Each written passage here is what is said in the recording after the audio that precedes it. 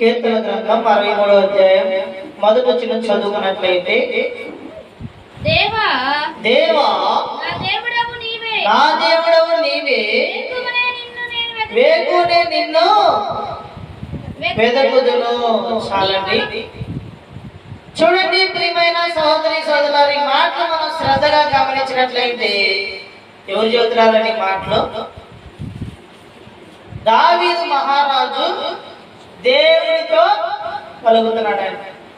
ఆయన చూడండి, దేవుని మహిమపరిచేటువంటి సమయంలో ఏమని అన్నాడంటే, దేవా నా దేవుడవు నీవే, వేకునే నిన్ను వెతుకుదును అన్నాడు. వేకులు అంటే ఎప్పుడండి? వేకు అనగా తెల్లవారుజాము. చూడండి ప్రియమైన సహోదరి సోదరులారా, ఈ దావీదంట వేకుజామున ఏం చేస్తున్నాడంట?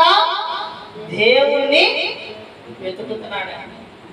అంటే చూడండి, వేకుజామున లేచి ఏం చేస్తున్నాడంట? ఆయన దేవునికి ప్రార్థిస్తున్నాడు. ప్రియమైన సహోదరి సోదరులారా, ఎందుకంటే చూడండి, వేకుజామున ప్రార్థన ఎంతో బలమైంది.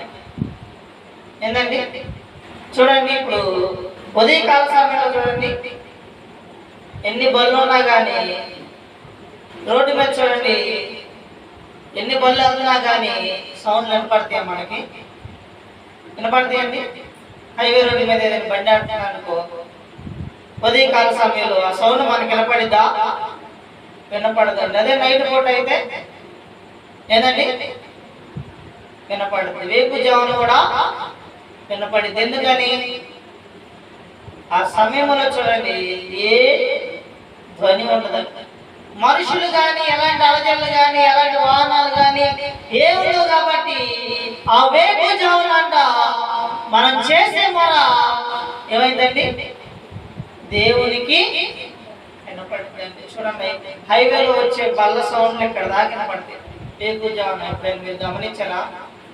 అలాగే చూడండి, వేకుజామున ఈ ఉన్నటువంటి దావీదు ఏం చేస్తున్నాడంట? దేవుణ్ణి వెతుకుతున్నాడు. చూడండి, మనుష్యుడు వేకుజామునే ఏం చేయాలంట? నిద్ర మేల్కోవాలి. ఉదయకాల సమయంలో చూడండి, వేకుజామున నువ్వు లేచి ఏం చేయాలంట? నీ దేవునికి ఏం చేయాలంట? మొరబెట్టాలని వాక్యం స్పష్టంగా తెలియపరుస్తుంది. ప్రియమైన సభలు, ఎందుకంటే యాకోబు అంట ఏం చేశాడంట? తను మంచం మీద ఉన్నప్పుడేనంట మగసిరిగా రోషం కలిగి దేవునికి ఏం చేశాడంట? ప్రార్థించాడు. ఎప్పుడు చెప్పండి? వేకుజామున. ప్రియమైన సభలు, చాలా మంది చూడండి సోమవారం ఏం చేస్తున్నారంట? ఏం చేస్తున్నారు చూడండి.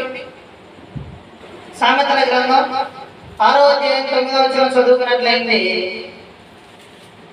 సామెతల గ్రంథం 6వ అధ్యాయం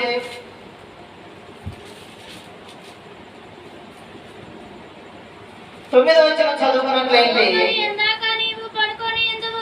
సోమరి ఎందాక నీవు పడుకొని ఎప్పుడు నిద్ర లేచినవు? ఇంకా కొంచెము నిద్రించదనని, కొంచెము కొనికదనని, కొంచెము సేపు చేతులు ముడుచుకొని పడుకుందని నీవు అనుచుందు. అందుచేత దోపిడిగాను వచ్చినట్లు దారిద్ర్యము నీ యొద్దకు వచ్చును. చూడండి, వేకుజామున లేకపోతేనంట మనుషుని దగ్గరికి వచ్చిందంట దారిద్ర్యం వచ్చిందండి, దరిద్రం వచ్చిందండి. చూడండి, ఒక మనుషుని చూడండి, ఇదిగో ఎదగట్లేదంటే, ఆశీర్వించబడతలేదంటే, ఒక కుటుంబం చూడండి బాగుపడతలేదంటే, ఆ మనిషి చూడండి సంపాదించలేదంటే, ఆ మనిషిలో చూడండి అనేకమైనటువంటి స్థితిగతులు మారట్లేదంటే, ఆ కుటుంబం బాగుపడతలేదంటే, ఆ కుటుంబంలో ఏం లేదండి? వేకుజామున మొరపెట్టే విధానం లేదండి. ఏంటండి? చూడండి, సోమరి ఎందాక నీవు పనుకొందు అన్నాడు. ఎవరి నిద్రపోతారు చెప్పండి? ఎక్కువ శాతం ఎవరి నిద్రపోతారు చెప్పండి? నైట్ పగలు ఏం చేస్తారండి? ముసలమ్మ ముచ్చట్లు చెప్పుకునే వాళ్ళు ఎక్కువగా నిద్ర. కొంతమంది చూడండి సాయంకాలం మొదలు పెడితే తెల్లారు 1 2 కానీ ఏం బావండి ముసలమ్మ ముచ్చట్లు. వాళ్ళలాగా వీళ్ళలాగా వాళ్ళు ఇచ్చేస్తున్నారు, వీళ్ళు ఇచ్చేస్తున్నారు, నేను ఇచ్చేస్తాను అని చూడండి. ఇదిగో సమయం మొత్తం ఏం చేస్తారంట? మాట్లాడుకుంటానే ఉంటారు. ఏం చేస్తారు చెప్పండి? వేకుజాము వరకు నిద్రపోకుండా ముసలమ్మ ముచ్చట్లు అంట. ఇతరుల గురించి చూడండి వ్యర్థమైన మాటలు మాట్లాడుకుంటూ ఉంటారు. లేదండి కొన్ని కుటుంబాల్లో నైట్ మొత్తం ఏం చేస్తారు? ముసలమ్మ ముచ్చట్లు చెప్పుకుంటానే ఉంటారు. వారు పొద్దున్నే లెగుస్తారా? ఏంటండి వేకుజామునంట వాళ్ళు ఏమనుకుంటారంట? ఇంకాసేపు కొనుక్కుందాం. కొంతమంది ఏం చేస్తారండి? ఉదయాన్నే లేచి పని చేయాలా? ఉదయాన్నే లేచి చూడండి అనేక విధాలుగా సిద్ధపాటు కలిగి ఉండాలా? ఇంకా చీకటిగానే ఉందిగా, ఇంకా పెత్తనాలు లేదు కదా, ఇంకా సూర్యుడు రాలేదు కదా, ఉదయాన్నే లేచి మనం ఏం చేస్తాము, ఏం పని చేస్తాము, ఎలాగుంటాము, ఇంకాసేపు పడుకుంటాను, ఇంకాసేపు నిద్రిస్తాను అని చాలా మంది ఏం చేస్తున్నారండి? సోమరులుగా ఉంటారు. ప్రేమైన సహోదరి సహోదరులారా, ఉదయాన్నే లేచి ఏం చేయాలి అనే వాళ్ళు కూడా ఉన్నారు. ప్రియమైన సహోదరి సహోదరులారా, ఒక స్త్రీగా ఒక పురుషుడిగా ఈ విధానం ఎలా ఉండాలి? వేకుజాము లేచి పని చేసుకోవాలి. వేకుజాము లేవగానే ఏం చేయాలి? ప్రార్థన చేయాలి. చూడండి ఉదయకాల సమయంలో అంట తెల్లవారుజామున 3 4 ప్రార్థన చేస్తే ఆకాశం ఏమిటి అంటండి? దేవదూతలు తిరుగుతూ ఉంటాయి అంట. చూడండి నువ్వు చేసే ప్రార్థన అవి ఆలకించి దేవుని ఎందుకు అవి చేరుస్తాయి అంట. అందుకని దావీదు అన్నాడు వేకుజాము నేను దేవుడిని ఏం చేస్తున్నాడంట? వెతుకుతున్నాడండి. ఎలాగా? ప్రార్థన ద్వారా. చూడండి దావీదుకి ఏ శ్రమ వచ్చినా, ఏ బాధ వచ్చినా, ఎలాంటి శోధన వచ్చినా, ఎలాంటి విధానం వచ్చినా, ఐదు యుద్ధం చేయాలనుకున్నా లేదంటే ఏం చేయాలనుకున్నా వేకుజాము ఏం చేసేవాడంట? మోకరించి ప్రార్థన చేసేవాడు. మనమైతే సోమరులుగా ఉన్నాం. ఉదయకాల సమయంలో లేవు, ప్రార్థన చేయం. ఏంటండి మన పని పాట మనకుంది. ఒక చూడండి 1 గంట సమయం కూడా దేవునికి ఇస్తామండి. లేవగానే దేనికి సమయం ఇస్తాం చెప్పండి? మనిషి మంచం మీద నుంచి లేవగానే లెగవతో పాటు ఏం చేస్తారంట?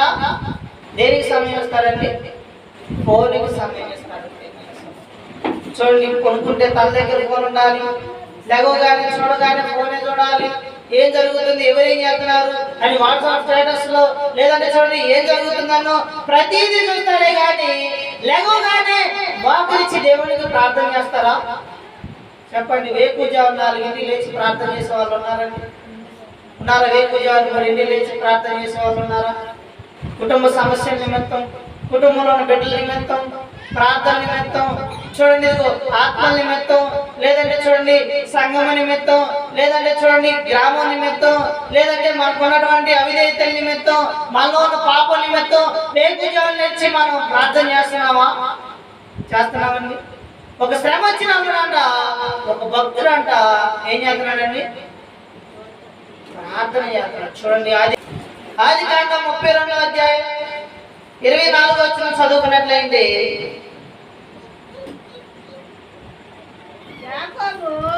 యాకోబు ఒక్కడు మిగిలి పోయెను. ఒక నరుడు తెల్లవారు వరకు అతనితో పెరుగులాడాను. తాను అతని గెలవకుండా చూచి తొడగొడ్డి మీద అతను కొట్టాను. అప్పుడు అతను ఆయనతో పెరుగులాడడం వల్ల యాకోబు తొడగోడు వసిలేను. ఆయన తెల్లవారుచున్నది కనుక నన్ను పోనిమ్మనగా అతడు నీవు నన్ను ఆశీర్వదిస్తేనే కానీ నిన్ను పోనీనను. ఎవరండి? యాకోబు. ఎందుకు పోరాడుతున్నాడండి? చూడండి యాకోబు దగ్గర ధనం లేదా? యాకోబు దగ్గర మందలుండి, యాకోబు కుమారులు ఉన్నారు, యాకోబు దగ్గర పనివారు ఉన్నారు, యాకోబు దగ్గర ఆస్తి ఉంది, యాకోబుకి సమస్తం ఉన్నారు. అన్నీ ఉన్నా కానీ ఏం కొదువు ఉంది? యాకోబుని తన అన్న చంపడానికి వస్తున్నాడు అన్నట్టు ప్రియమైన సహోదరి సహోదరులు. కాబట్టి చూడండి, తన కుటుంబాన్ని అందరినీ ముందర పంపించి ఈయన ఒక స్థలంలో కూర్చొని రాత్రి చూడండి వేకుజాము వరకు ఏం చేస్తున్నాడంట? ఏం చేస్తున్నాడండి? పెనుగులు ఆడుతున్నాడంట. ఎవరితో పెనుగులు ఆడుతున్నాడండి? దేవుడితో పెనుగులు ఆడుతున్నాడంట.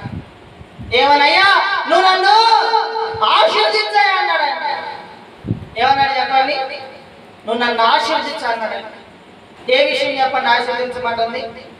తన అన్న నుంచి ఈ వ్యక్తిని విడిపించడానికి.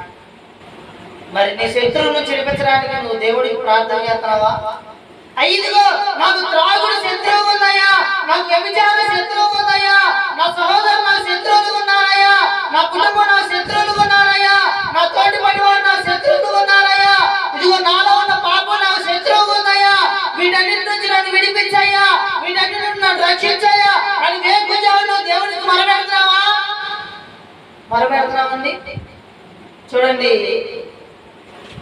యాకోబు అంట తెల్లవారు వారికి పెనుగులాడాడు. దేవుడు అన్నాడు, అయ్యా తెల్లవారింది నేను వెళ్ళిపోతున్నాను అన్నాడు. అయ్యా నన్ను ఆశీర్వదించింది నేను నుంచి వెళ్ళాలన్నాడు.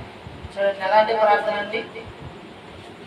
మనమైతే ఏం చేద్దామండి? సోమవారం లాగంట ఇంకా సేపు నిద్రపోతాం, ఇంకా సేపు పెద్దలాంటిది కదా. చూడండి చాలా మంది చూడండి వేకుజాము లేకుండా లెగుస్తారు చెప్పండి. లేకపోతే ప్రేమైన సహోదరి వారి ఇంటికి ఏమొచ్చిందంట? దారిద్ర్యం వచ్చిందంట. ఏమొచ్చింది చెప్పండి? సాతాను అంట చక్కగా ఇంట్లో పండుకునిద్దంట. భార్య భర్తలు చూడండి ఆశీర్వదించబడరు. చూడండి ఎటువంటి శ్రమ నుంచి విడిపించబడరు. చూడండి ఎటువంటి చూడండి కుటుంబానికి నెమ్మది ఉండదండి. వేకుజాము లేచి దేవుడికి మొరపెట్టి అప్పుడు నీ జీవితాన్ని ప్రారంభించేందుకు దేవుడు నీకు జరిగే ప్రతిదీ తెలియపరుస్తాడంట. ఏంటండి కొంతమంది భక్తులు అంట వేకుజాము లేచి అయ్యా ఇదిగో ఇది నువ్వు ఎలా ఉండబోతున్నాయా, ఇదిగో మేము ఇది ఎలా జీవించాలయ్యా, మేము ఏ పని చేయాలయ్యా, ఏ మనిషి దగ్గరికి వెళ్ళాలయ్యా, ఎలా నడవాలయ్యా అని ప్రతిదీ ఉదయకాల సమయంలోనే ప్రార్థన చేసి దేవుడి దగ్గర కనిపెట్టేవాళ్ళ.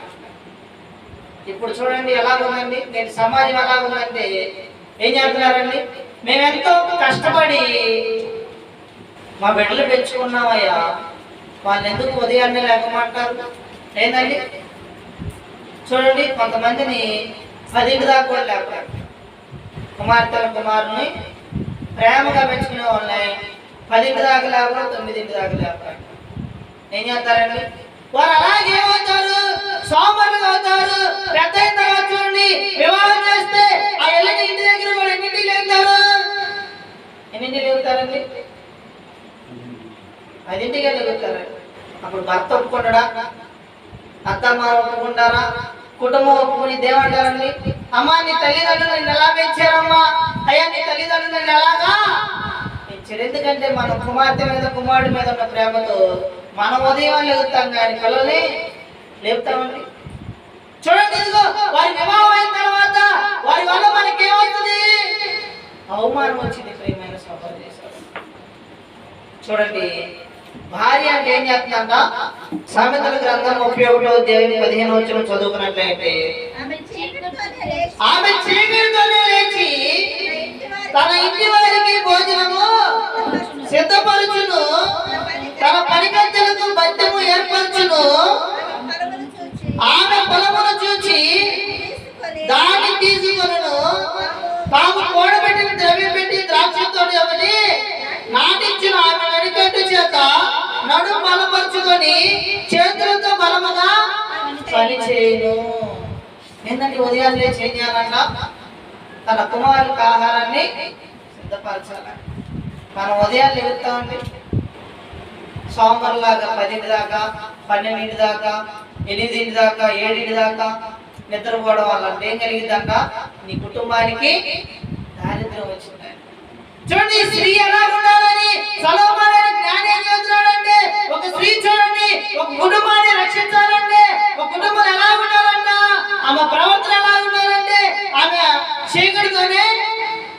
ఏం చేయాలంట? లెగవాలండి. నువ్వు 100 చెప్పు, వింటారండి. నువ్వు 200 చెప్పినా మన మాటే వేదమే. ఇంట్లో ఎవరి మాట వినాలండి? ఎవరి మాట వినాలి చెప్పండి? భార్య మాట భర్త వినాలి, కానీ భర్త మాట భార్య విందా? ఏందండి? చూడండి, ఇదిగో భార్య అంటే ఏం చేయాలంట? ఏం చేయాలండి? ఆమె అంట చీకటితో లేచి తన ఇంటి వారికి భోజనము సిద్ధపరిచిందండి. వేకువజామున భార్య లెగవాలి. ఒక స్త్రీ లేచి తన ఇంట్లో చూడండి మోకరించి కుటుంబ నిమిత్తం ప్రార్థన చేసి కుటుంబాన్ని చక్కగా చూడండి తనకు కావాల్సిన సమస్తాన్ని సిద్ధపరిచిందంట. అప్పుడు అంటే చూడండి ఆ స్త్రీని బట్టి అంట ఆ యజమానికి ఏమొచ్చిందండి? ఆ యజమాని అంట గవిని వద్ద కూర్చొని ఉన్నప్పుడు అంట తన చుట్టూ ఉన్నటువంటి ఆ గ్రామ ప్రజలంట అతన్ని ఏం చేస్తారంట? ఘనపరుస్తారంట. నువ్వు స్త్రీగా ఉండి వేకుజామున లేకుండా వల్ల నీ కుటుంబానికి ఏమొచ్చింది? ఘనత వచ్చిందండి. నీ బిడ్డలు కూడా సోమవారాలుగా జీవించరు. చూడండి, ఇదిగో నువ్వు నీ ఇల్లు చక్కబెట్టుకుంటా అంట ఆ ఇల్లు ఏమైందంట?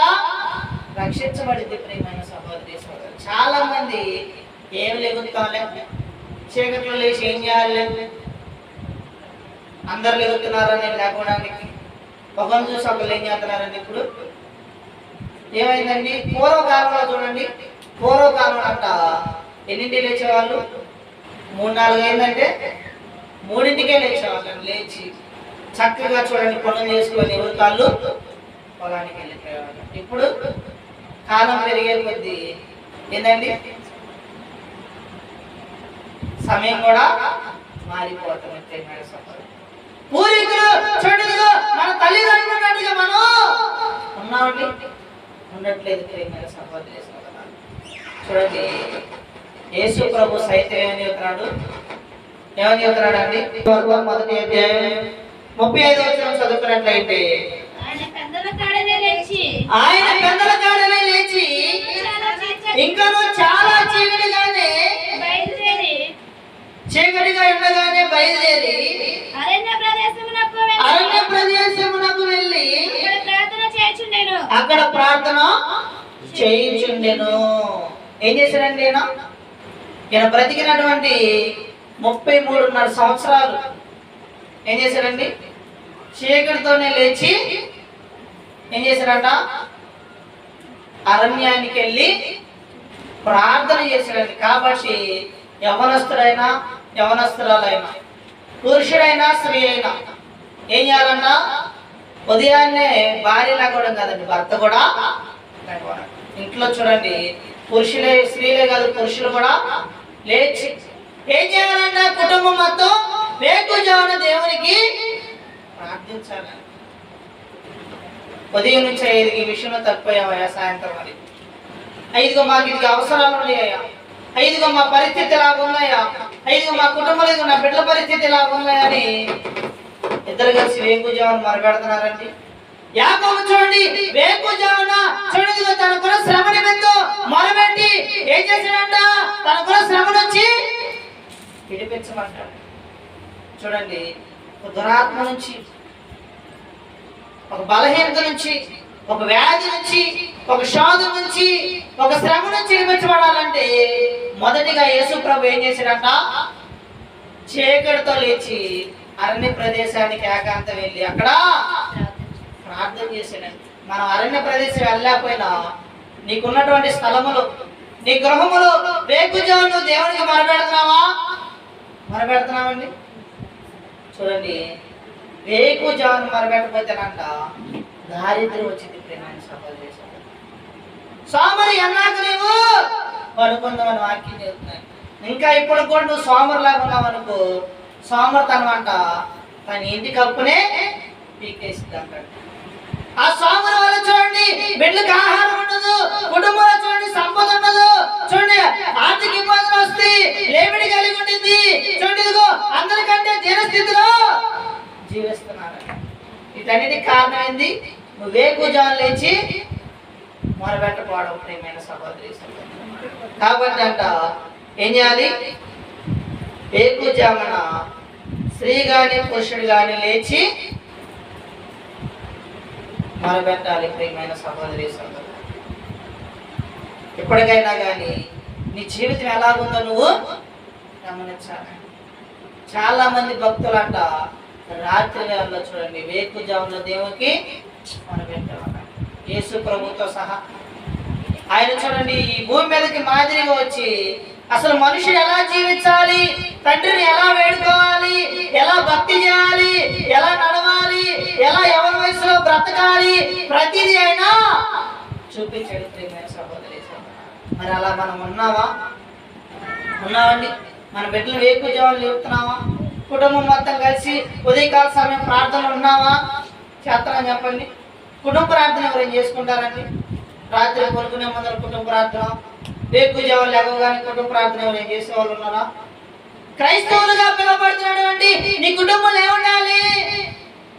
ఉదయకాల సమయం ప్రార్థన ఉండాలి, వేకుజామున ప్రార్థన ఉండాలండి. ఎందుకంటే ఆ ప్రార్థన వల్ల అంట దేవుణ్ణి మొర ఆలకిస్తాడు. ఏమని చెబుతున్నాడు వాక్యం? నాకు మొరబెట్టము, నేను నీకు ఉత్తరం ఇస్తాను, గూఢమైన గుప్తమైన మర్మాల్ని తెలియపరుస్తాను, శ్రమ నుంచి నిన్ను విడిపిస్తాను అంటుంది. దావీదు అందుకని వేకుజామునంట ఆయన ఎవరిని వెతికాడంటండి? దేవుణ్ణి వెతికాడు. మరి మనం వెతుకుతున్నావా?